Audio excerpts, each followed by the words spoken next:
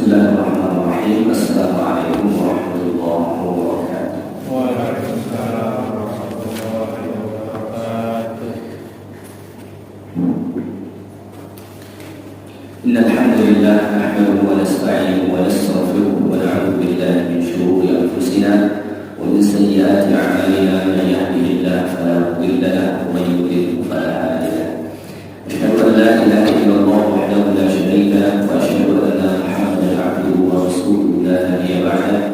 Allahumma shalli wa sallim wa barik ala sayyidina Muhammad wa ala alihi wa ashabihi wa man da'a bi da'watihi wastanna bi sunnatihi ila yaumil qiyamah. Amma ba'd.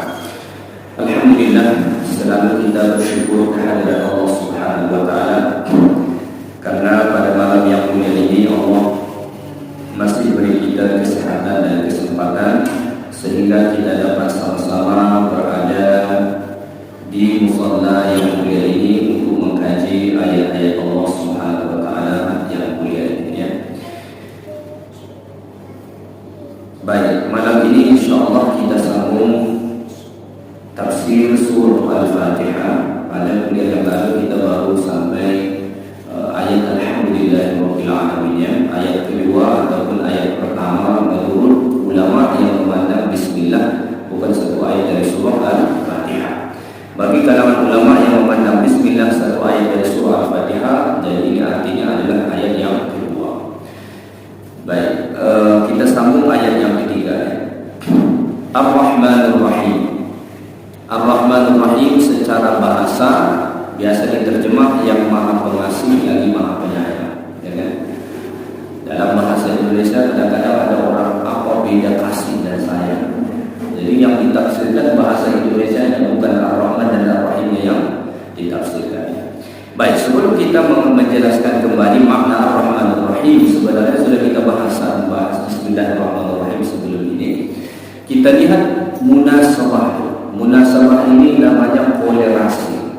Jadi setiap satu ayat dengan ayat berikutnya atau satu surah dengan surah berikutnya, satu cerita dengan cerita berikutnya, ayat Quran itu mempunyai kolerasi hubungan yang sangat erat. Sebagian orang mungkin menyangka bahwa Al-Quran itu tidak sistematis. Mungkin pernah kita menyangka begitu. Kalau kita bacakan seperti melompat-lompatnya. Tiba-tiba datang surah, tiba-tiba datang kisah. Tiba-tiba sudah membicarakan yang lain. Orang yang tidak mengkaji Al-Quran, tidak tahu tentang tafsir, mereka akan merasa bahwa ada lompatan-lompatan dalam pembahasan Al-Quran. Padahal sebenarnya kalau kita mengkaji yang disebut ilmu munasabah, ilmu yang mengkaji kolerasi antara ayat per ayat, surah per surah, awal surah dengan akhir surah, itu akan ketemu. Itu akan ketemu. Apa hukumnya? Baik, kita lihat pada akhir ayat yang kedua apa Allah Ta'ala sebut? Rabbil Alamin. Makna Rabbil Alamin kemarin kita sudah bahaskan. Kalau terjemahan umumnya Tuhan sekalian alam. Tapi Rabb itu kan kemarin mempunyai banyak makna. Yang pertama Rabb itu bermakna Khaliq, yang mencipta. Jadi saat disebut Rabbil Alamin artinya Tuhan yang mencipta seluruh alam ini. Alam itu selain dari Allah. Selain Allah itu semua alam, apapun bentuknya, Allah pencipta. Yang kedua, Rabb itu bermakna Al-Malik, yang menguasai. Allah yang menguasai seluruh alam. Yang ketiga bermakna Al-Mudabbir, Allah yang mengatur seluruh alam ini. Sampai angin yang bertiup ke arah mana, itu Allah yang mengatur ya. Maka dalam Al-Quran Allah mengatakan wa tasrifir riyah, Allah Ta'ala yang mengarah-arahkan angin itu bertiup ke sebelah mana. Kadang bertiup ke sebelah sini, kadang bertiup ke sana ya. Al-Mudabbir. Apa lagi arti Rabbil Alamin? Al-Murabbi, yang mendidik, yang mengatur, dan yang semakna dengan itu makna Rabbil Alamin. Kalau kita kumpulkan makna-makna ini semua, itu menggambarkan Allah itu maha besar atau tidak? Tentu maha besar. Orang bisa membangun Burj Khalifah yang di Dubai itu, kira-kira keren tak orangnya? Tahu nggak siapa yang membangun? Tidak tahu. Nggak usah terlalu jauh. Monas misalnya.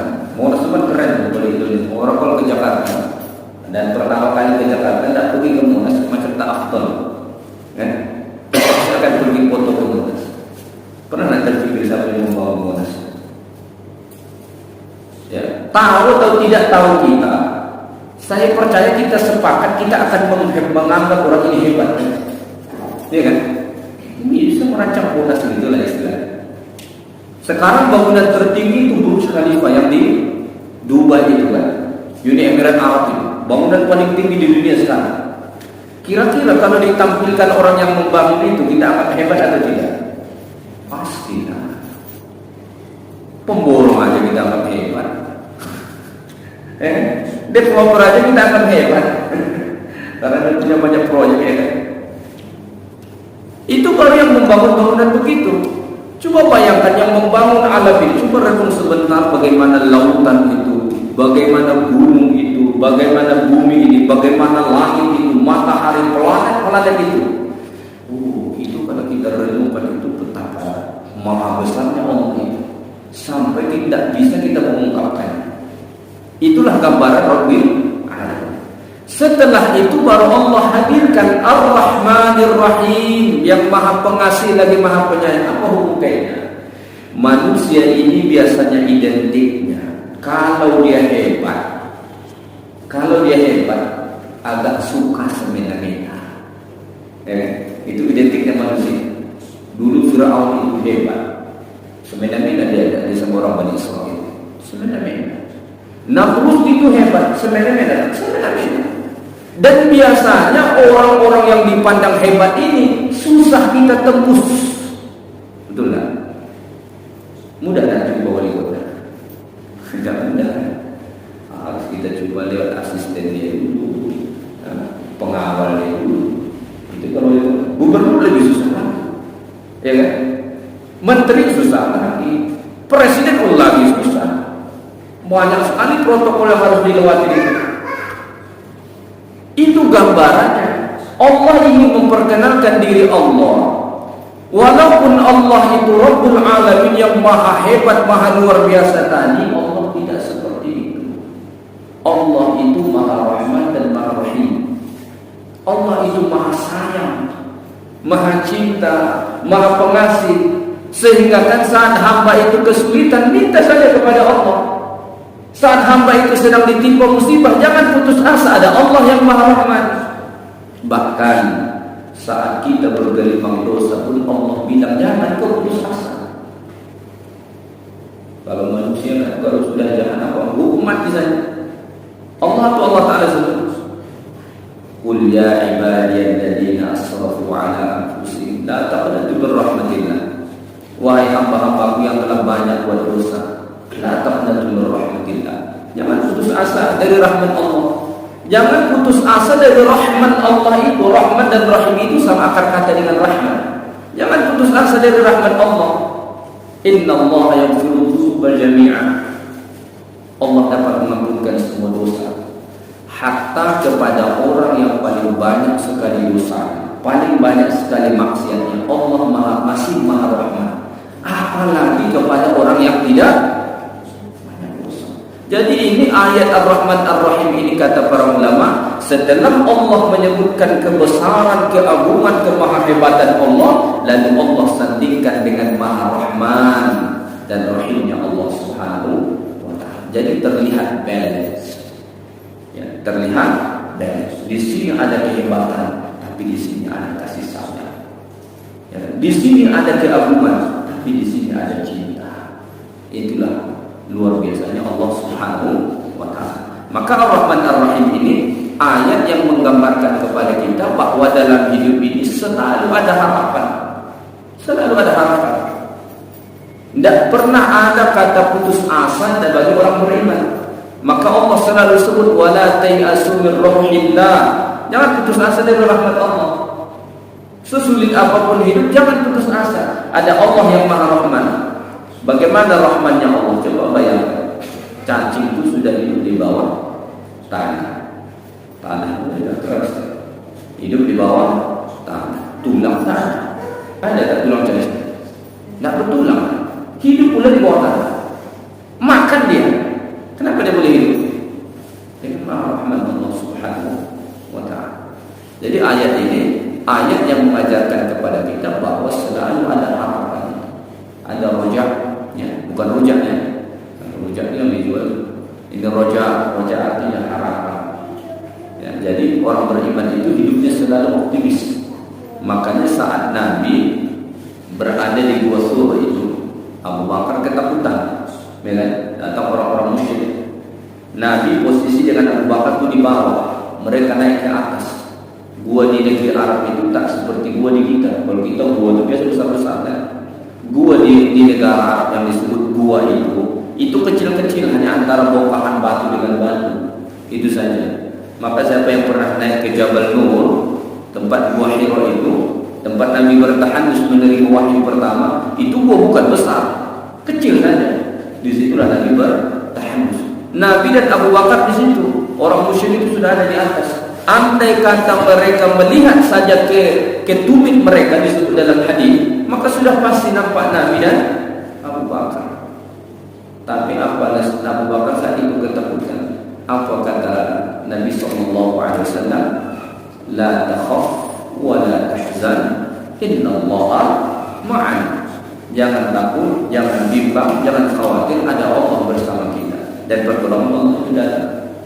Ketika Nabi Musa dikejar oleh Fir'aun, ini di belakang di belakang Fir'aun dan tentara Fir'aun, di depan itu laut merah, tak ada tempat lari lagi.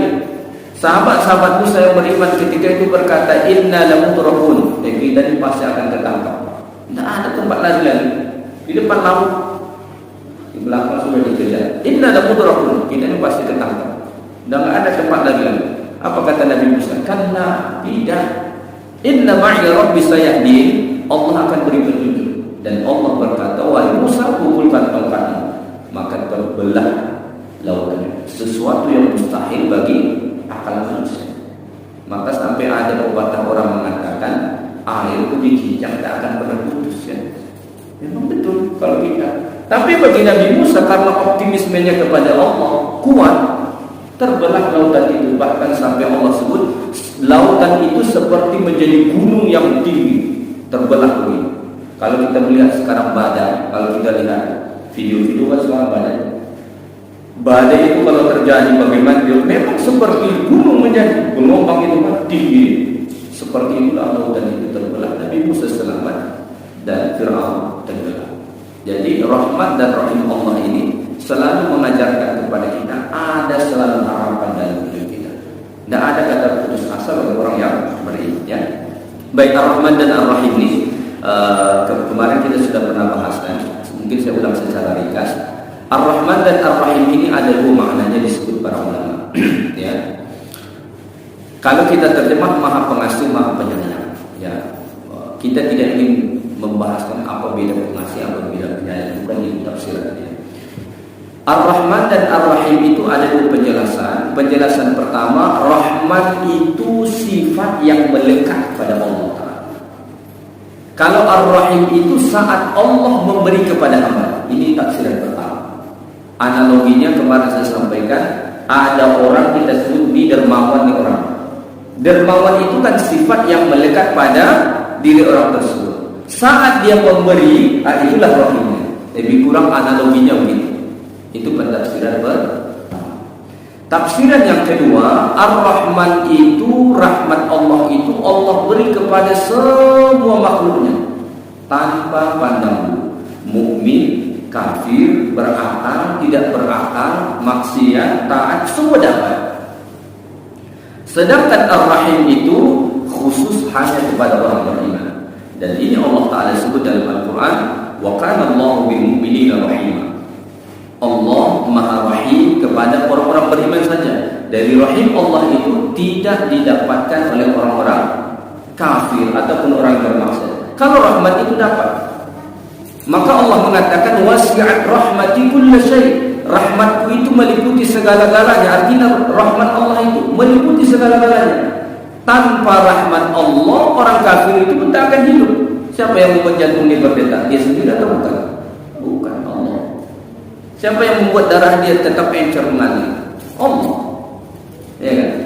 Siapa yang mengasih oksigen ke dia? Allah. Berarti Allah masih rahmat dengan mereka. Cuma manusia ini saat menerima rahmat Allah ada dua macam. Imma syakiran au kafura. Ada yang bersyukur, ada yang semakin kufur. Orang beriman saat mereka dapat rahmat semakin syukur pada Allah. Maka rahmat itu, nikmat itu digunakan untuk hal-hal yang baik. Kalau kafir atau ahli maksiat, semakin Allah tambah nikmat semakin kufur, semakin maksiat, semakin dosa, digunakan untuk hal-hal yang tak diridai oleh Allah Subhanahu wa taala. Baik, Ar-Rahman dan Ar-Rahim ini ketika kita baca Allah taala jawab seperti hadis yang sudah saya sampaikan pada awal kuliah kita. Apabila kita membaca Ar-Rahman dan Ar-Rahim, Allah taala akan menjawab. Apa jawaban Allah? Asna alayya 'abdi, kata Allah, hambaku telah memujiku. Jadi seperti yang sudah kita bahaskan pada awal kuliah dulu, setiap ayat kita baca dari surah Al-Fatihah itu dijawab oleh Allah Subhanahu wa taala. Maka satu-satunya pintu kita bermunajat dengan Allah, berdialog dengan Allah taala, itu surah Al-Fatihah. Surah Al-Fatihah. Karena setiap kita baca satu ayat dijawab oleh Allah. Ketika kita baca Ar-Rahmanir Rahim, Allah taala menjawab, asna alayya 'abdi, hambaku telah memujiku. Artinya Allah mengakui pujian kita kepada Allah Subhanahu wa taala, ya.